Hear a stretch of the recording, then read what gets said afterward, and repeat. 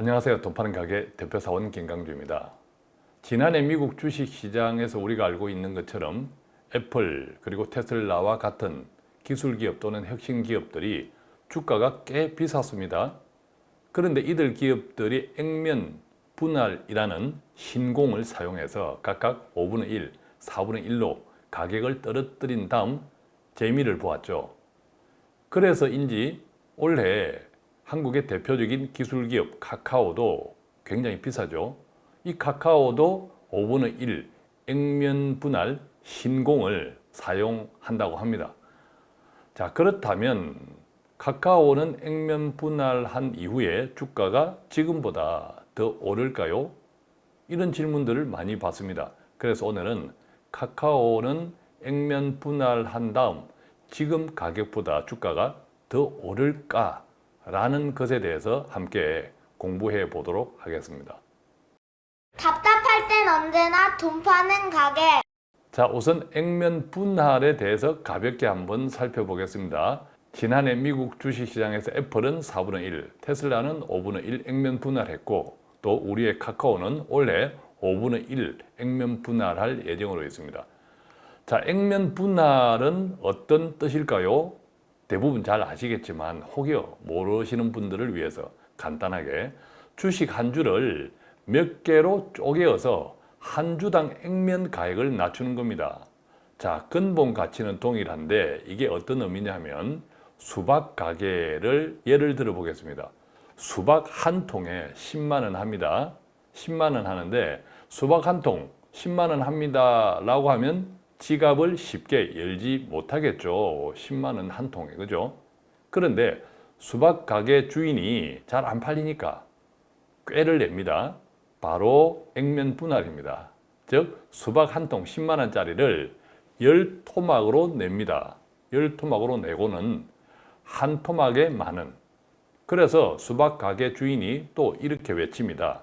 자, 수박 한 토막 만 원입니다 라고 이야기하니까 그 이야기를 듣게 된 소비자들이 아무래도 지갑을 더 쉽게 열 수 있겠죠.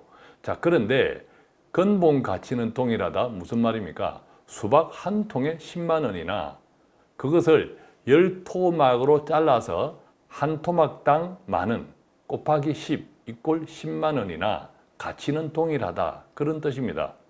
자, 카카오도 마찬가지입니다. 카카오가 현재 한 주당 액면 가액이 500원입니다. 자, 액면 가액이 어떤 것이냐 이따가 말씀드리겠습니다. 그런데 이것을 발표한 것처럼 5분의 1, 즉 5개로 쪼개면 한 주당 액면 가액은 100원이 됩니다. 자, 여기서 액면 가액과 발행 또는 공모 가액 그리고 유통 가액이 어떤 뜻인지 한번 살펴보겠습니다. 액면 가액은 최초 원가라고 제가 표현하겠습니다. 한 주당 최초 원가. 즉 회사를 설립할 때 설립 자본금을 그 당시 설립 시점에 발행 주식수로 나눈 겁니다. 액면 가액이죠. 즉 최초 원가입니다. 그런데 기업 활동을 합니다. 기업을 몇 해 동안 2년, 3년, 20년, 30년 합니다.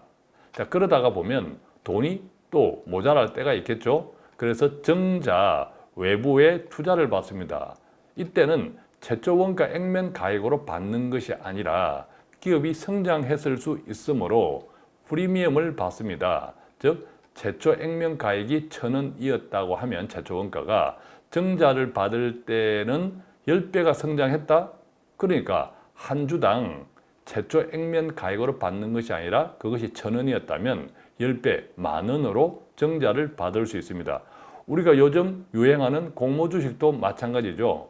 비상장, 즉 코스피나 코스닥에 거래되지 않던 그 비상장 기업의 주식을 상장시키면서 코스피, 코스닥에 거래가 되게 하면서 그때 우리가 소위 공모가라는 것도 발행가액으로 이해하실 수 있습니다. 그런데 이 발행가액은 꼭 플러스 프리미엄만 있는 것은 아니고요. 예컨대 기업 실적이 좋지 않습니다. 그런데 사업은 계속 해야겠고 사업을 계속하면 전망은 있어 보이는데 당장 좋지 않습니다. 그런 경우에는 간혹 마이너스 프리미엄, 액면 가액보다도 못 미치는 가격으로 마이너스 프리미엄 발행을 할 수도 있습니다. 참고로 알고 계시고요. 자, 유통가액은 어떤 거냐면 시장 거래 가액입니다. 유통가액은 코스피나 코스닥에 상장된 기업이 실제로 거래되고 있는 가격, 이것이 바로 유통가액이다. 자, 이렇게 이해하면 좋겠죠.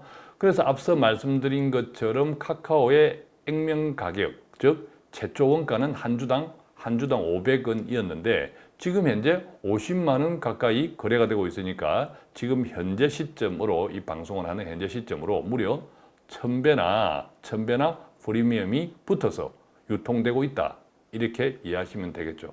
자, 그러면 액면 분할이 유행한다. 왜 유행할까? 앞서 말씀드린 수박 가게, 수박 한 통 10만 원, 지갑을 열기 쉽지 않죠. 그런데 10토막을 내어서 한 토막 많은 지갑을 열기가 더 수월해집니다.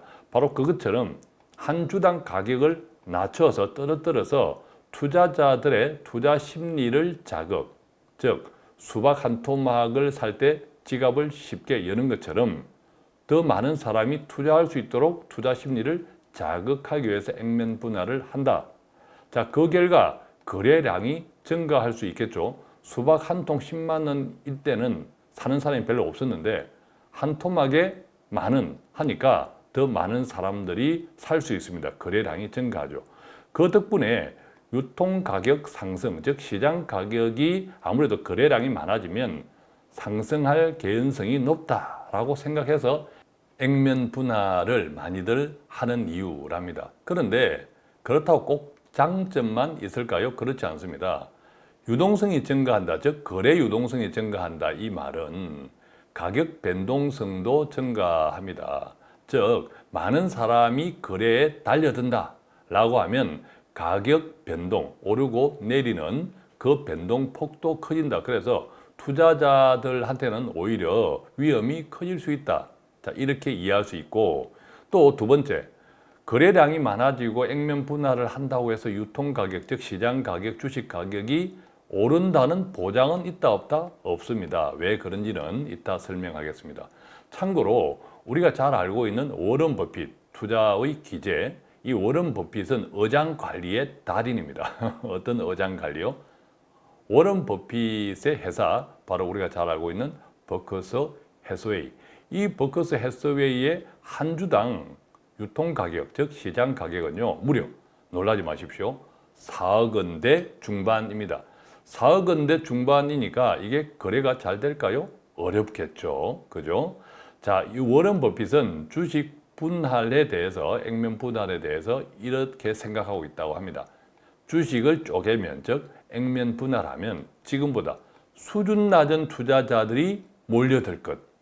자, 그렇게 수준 낮은 투자자들이 몰려오면 거래 유동성이 커져서 오히려 기업에게 불리하다라고 이야기합니다. 그래서 워런 버핏의 그 기업이 한 주당 4억대 중반 가격을 계속 유지하고 있는 거죠. 결과적으로 어떻습니까? 굉장히 희소합니다. 그 워런 버핏의 주식은. 그러다 보니까 한 주라도 가지고 있는 그 주주는 프라이드가 대단하겠죠.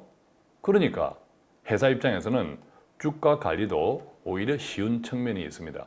자, 그렇다면 이제 본격적으로 카카오 과연 액면 분할 후 더 오를까? 자, 앞서 말씀드렸죠. 수박 가게 한 통. 근본 가치는 아무리 쪼개도 근본 가치는 동일하다라는 거죠. 그래서 근본 가치는 동일하다면 결과적으로 카카오 주가가 오를까 내릴까는 무엇이 기준이 되어야 할까요? 바로 기업 실적. 앞으로의 주가 방향성의 본질은 기업 실적에 따라 움직인다는 거죠. 주식을 액면 분할하든 안 하든 상관없이 주가 방향성의 본질은 기업 실적이다.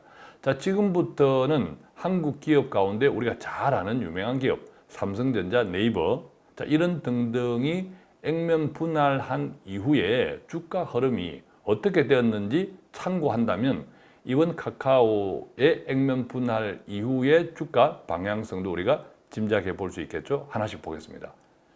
자, 삼성전자는 2018년도 5월 달에 액면 분할을 했습니다. 그 당시에 액면 분할 직전에 265만 원 한 주당 하던 기족주였죠. 50분의 1로 무려 액면 분할하고 우리가 잘 알고 있죠. 5만 3천 원이었습니다. 그런데 지금 현재 삼성전자는 지금 이 방송을 하는 현재 8만 3천 원 내외 한 주당 기록하고 있습니다. 알다시피 9만 원 초반까지도 올랐다가 최근 많이 조정을 받아서 한 만 원 정도 떨어져 있는 거죠. 최근 최고점 대비. 자, 삼성전자 2018년 5월달 액면 분할한 이후 주가 흐름 보겠습니다. 자, 그림 보겠습니다. 이때가 2018년입니다. 그러니까 이때 주가 액면 분할을 이 정도에서 했겠죠. 5월달이니까. 하고 났더니 어떻습니까? 지금 그림에서 보는 것처럼 주가가 2019년까지도 계속 떨어지고 있습니다. 심지어 4만 원도 붕괴되었던 정말 수모를 당하기도 했습니다. 우리의 삼성전자가. 그러다가 2019년도에 조금 오르듯 하더니 크게 변동 없이 뭐 개걸음을 합니다. 그러다가 이 그림에서 보는 것처럼 2020년이 되기 전에 2019년 가을경부터 조금씩 오릅니다. 오르다가 다시 2020년 초반에 떨어집니다. 또 코로나도 있었죠.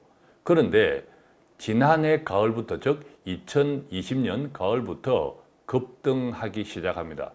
자, 그래서 보면 삼성전자는 2018년도에 액면 분할한 이후 무려 2020년 초반에 이르기까지 주가가 오만전자다라고 수모를 당할 정도로 지지부진하다가 지난해 가을부터 급등했습니다.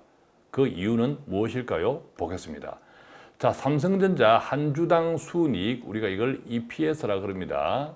EPS 한 주당 순이익 추이를 보겠습니다. 자, 주가 방향성은 액면 분할하고 상관없이 그 기업의 실적이라고 했죠. 바로 순이익입니다. 순이익을 한 주당 유통되는 주식의 한 주당으로 나누면 그것이 EPS 한 주당 순이익인데 그것은 곧 그 기업의 실적이죠. 자, 2018년도 액면 분할했습니다. 그 해에 6,000원 했습니다. 6,024원 한 주당 순이익이. 사실은 2018년도 삼성전자가 액면 분할했던 그때가 역대급 실적을 보였던 해입니다. 2018년이. 자, 그런데 2019년도에는 거의 반토막 났습니다.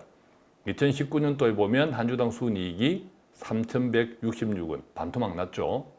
자, 생각해 보십시오. 2018년도에 액면 분할했는데 그때부터 오히려 주가는 더 떨어졌습니다. 왜 그랬을까요? 바로 2019년 실적이 바로 그 해답입니다. 자, 주가는 기업 실적에 선행합니다. 즉, 미래의 기업 실적의 현재 주가가 형성된다라는 거죠. 그러니까 2018년을 기준으로 보면 미래, 즉 그 다음 해인 2019년도의 실적이 그닥 좋지 않다, 크게 나쁘다라고 예상이 되니까 2018년도 주가는 액면 분할에도 불구하고 굉장히 나빴던 거죠. 자, 2020년 주가 보겠습니다. 2020년 한 주당 순이익 3,841원. 자, 그러니까 2020년 한 주당 순이익은 2019년보다 조금 높죠. 그죠? 높습니다. 3,166원이 3,841원이니까 높아진 거죠. 자, 그래서 조금 전에 그래프를 조금 기억해 보면 삼성전자가 2020년이 되기 전에 2019년 가을부터 조금 올랐던 그림 기억하시죠? 왜 그랬습니까? 바로 그 다음 해, 즉 2020년 한 주당 순이익이 전망치가 좋게 예상되었기 때문이죠. 자, 그런데 여기 보겠습니다. 2021년 올해 한 주당 순이익 추이는 5,130원으로 추정됩니다. 엄청나게 급등 성장했죠. 그래서 주가는 선반영한다. 그래서 지난해 가을부터 주가가 크게 올랐던 거죠. 자, 삼성전자 이제 한 주당 순이익 액면 분할하고 상관없이 한 주당 순이익 기업 실적과 주가 똑같이 흘렀습니다. 이제 네이버 보겠습니다. 네이버는 2018년 10월 달에 액면 분할을 했습니다. 그때 한 주당 70만 원 정도 했었는데 5분의 1로 액면 분할했습니다. 자, 카카오와 네이버는 비슷한 업종이죠. 또 또 네이버가 5분의 1로 액면 분할, 이번에 카카오도 5분의 1 액면 분할 비슷하죠. 액면 분할하고 13만 원, 14만 원대로 뚝 떨어졌죠. 액면 분할했으니까. 자, 지금 현재 네이버 주가는 이 방송을 하는 기준 37만 8,500원 한 주당 40만 원에 가깝습니다. 이 가격도 최근 조정을 받은 거죠. 자, 그렇다면 네이버는 액면 분할한 이후 주가 흐름 보겠습니다. 자, 그림에서 보면 이때가 2018년입니다. 2018년 이 정도 10월 달이니까 이 정도에서 액면 분할을 했습니다. 액면 분할했는데 그림에서 보는 것처럼 계속 떨어지죠. 계속 떨어지고 다시 2019년 봄부터 살살살살 오르기 시작하다가 2020년 지난해는 급등합니다. 그리고 조금 조정을 받다가 다시 또 올해 초까지 급등했습니다. 자, 보겠습니다. 2019년 여름 이후로 한번 오르고 크게, 그죠? 또 지난해 두 번째 크게 오르고 또 올 초까지 세 번째 크게 올랐습니다. 자, 왜 그랬을까요? 액면 분할하고 관계없습니다. 자, 마찬가지로 네이버의 한 주당 순이익 추이 보겠습니다. 2018년도에 즉 액면 분할을 했던 때가 3,937원. 그런데 2019년도에는 3,538원 더 떨어졌죠. 자, 무슨 이야기입니까? 조금 전에 그림에서 2018년도 액면 분할을 했는데 주가는 더 떨어졌어. 왜? 그 이듬해인 2019년도 실적 전망치가 그닥 매력적이지 못하니까 주가는 떨어졌습니다. 주가는 실적에 선반영된다. 기억하십시오. 자, 2020년 보겠습니다. 2020년은 한 주당 순이익이 엄청나게 올랐습니다. 성장했죠. 6,097원. 자, 앞 단위 숫자 한번 보겠습니다. 3이 6으로 바뀌었지 않습니까?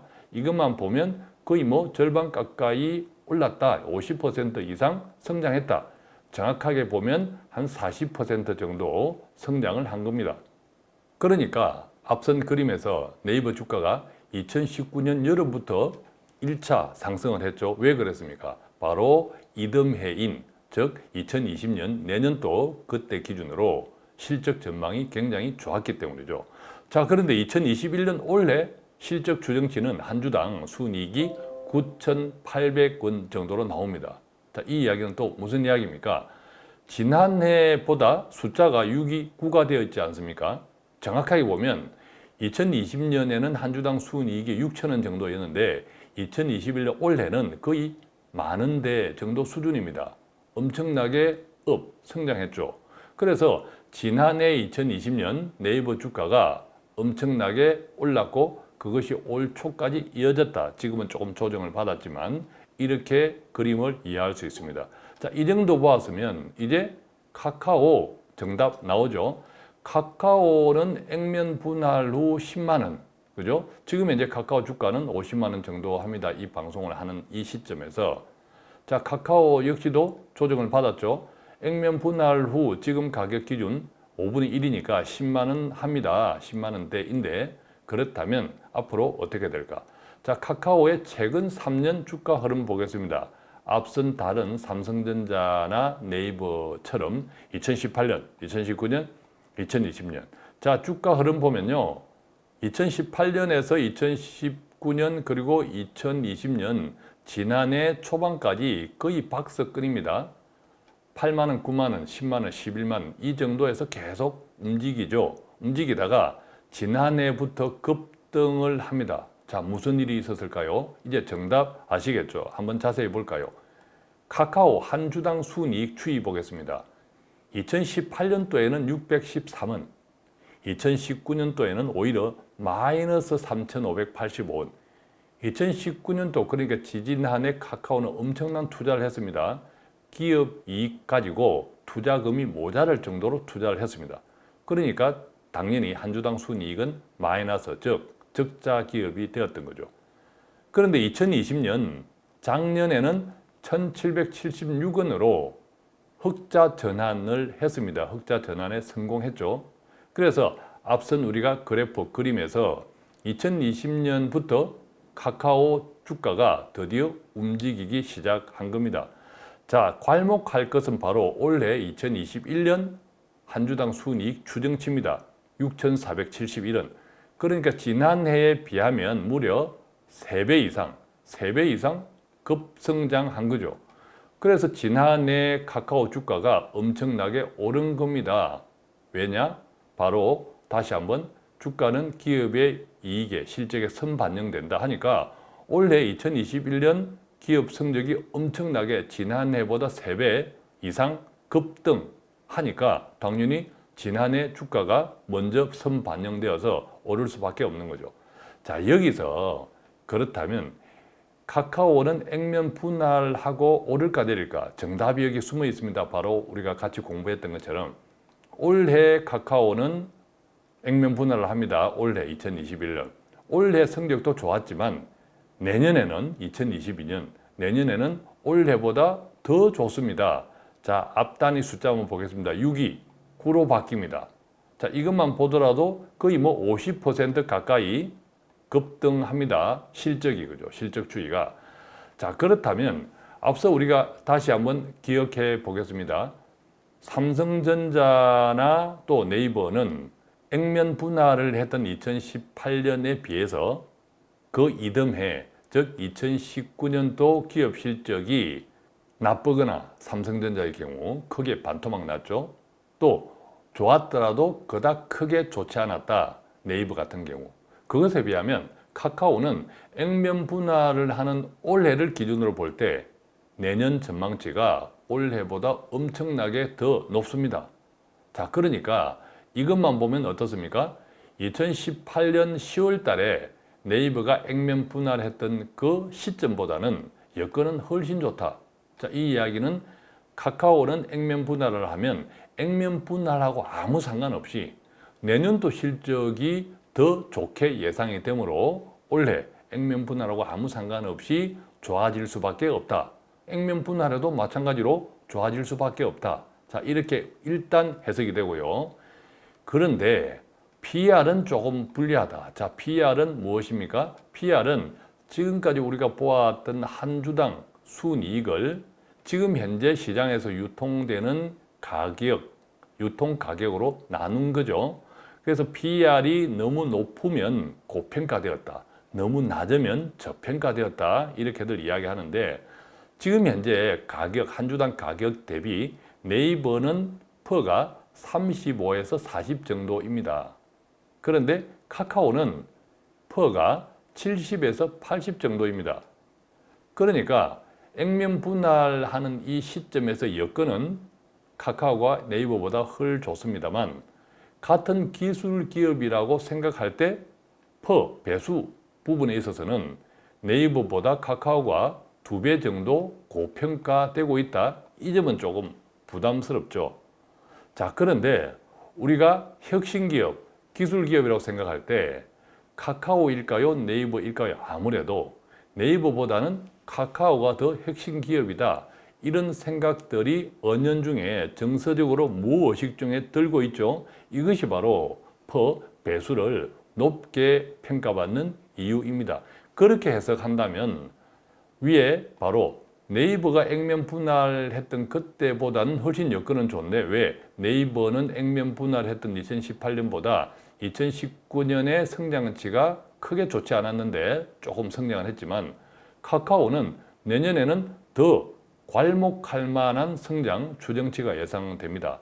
자, 그래서 그것들을 이제 종합해 보면 저는 제 개인적으로는 카카오가 액면 분할하면 그런데 다시 강조해 드리지만 액면 분할하고는 아무 상관없이 카카오 주가는 앞으로 더 오른다의 제 의견은 한 표. 얼마나 오를까, 언제부터 오를까 그것은 저도 알 수 없지만 어쨌든 더 오른다의 한 표. 그런데 결과는 알 수 없는 거죠. 왜 그렇습니까? 우리가 주식은 반드시 해당 기업 실적을 기본으로 핵심으로 물론 움직이지만 또 주가에 영향을 주는 많은 변수들이 있기 때문에 또 액면 분할하고 거래 유동성이 크게 증가되었을 때 과연 또 어떻게 영향을 받을지 알 수 없는 거고 또 기술 기업들에 대한 요즘 인플레이션 등등에 대한 부담 이것들이 또 어떻게 작용할까 알 수 없는 거고 또 미국과 중국의 무역전쟁이 격화되면 또 한반도 여러 가지 리스크 이런 등등이 즉 한국의 이 기업들의 주가를 단순하게 예측하기로는 복잡한 변수들이 주식시장에 너무 많기 때문에 결과는 알 수 없다. 더 오른다에 심정적으로 한 표를 던지지만 결과는 알 수 없다로 정리해 드리고 선택은 결국 투자자들의 몫이다. 자, 그렇게 정리해 보겠습니다. 자, 오늘은 이렇게 해서 카카오 액면 분할 후 오를까라는 질문에 답을 하는 형식으로 함께 공부해 보았습니다. 좀 도움이 되셨나요? 오늘 또 돈 파는 가게는 조금이라도 돈 되는 정보를 배달해 드리기 위해서 최선을 다하고 있습니다. 간단한 문의는 02-5360-153 또는 카카오톡 플러스 친구 돈 파는 가게 머니 슈퍼마켓 1대1 채팅창 통해서 문의해 주시면 아는 범위 내에서 성실히 답해 드리겠습니다. 고맙습니다.